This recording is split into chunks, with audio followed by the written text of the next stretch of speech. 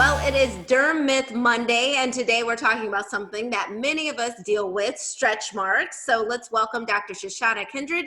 She is a board-certified dermatologist from Kindred Hair and Skin Center. Thank you so much for being with us.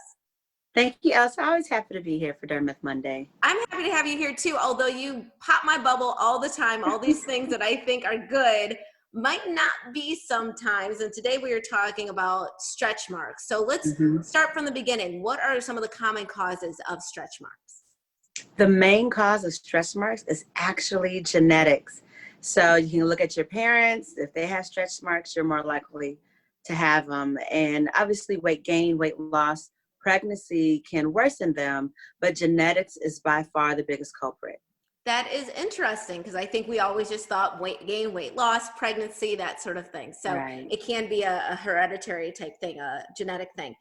So I have a question for you. A lot of us growing up, we were told, get some cocoa butter, rub it on there. That'll help with the stretch marks. You say yes or no?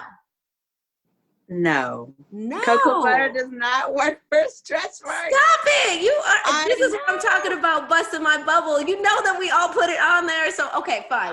Not cocoa butter. Why not? Why doesn't it work? Well, it just doesn't. Sometimes I wish I could have the publisher or the publicist for cocoa butter, right? Because it's been purported to cure all kinds of things, but it doesn't. Sometimes stretch marks get better over time when the cause is removed, right? Like the pregnancy. But no, it just doesn't work. It doesn't work for stretch marks. So you don't use it for that. What about scarring? Can you put it over a scar, like to limit the scar? No, that's also a myth.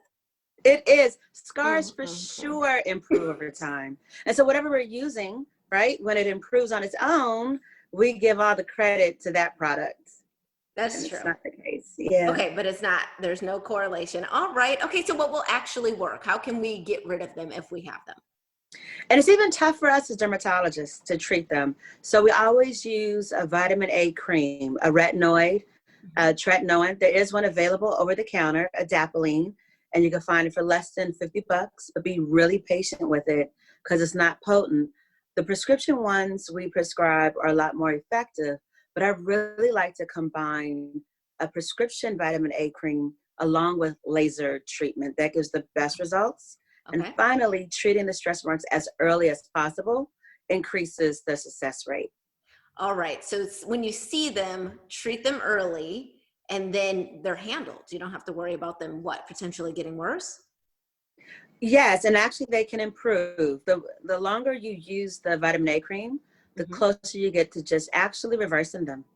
Okay, well, I'm glad that you are busting our bubble, breaking these myths, because we want it to actually improve. So we don't want to be spinning our wheels doing things that are not actually going to work. And I know that you have an entire book that will help us with that, which should actually make a really good holiday gift. Obviously, I need it because you help so much. Tell us a little bit more about this book and how we can get it either for ourselves or someone else's holiday season. Absolutely. So the book is Derma Myth, Breaking the Cycle of Skincare Myths, which apparently will never go away. You can get it at dermamyth.com or simply at our website, kindredhairandskin.com. I love it. You are like the Snopes of the dermatology industry. Thank you so much for being with us. Really appreciate it. And we'll be right back with more Midday Maryland right after this. Stay tuned.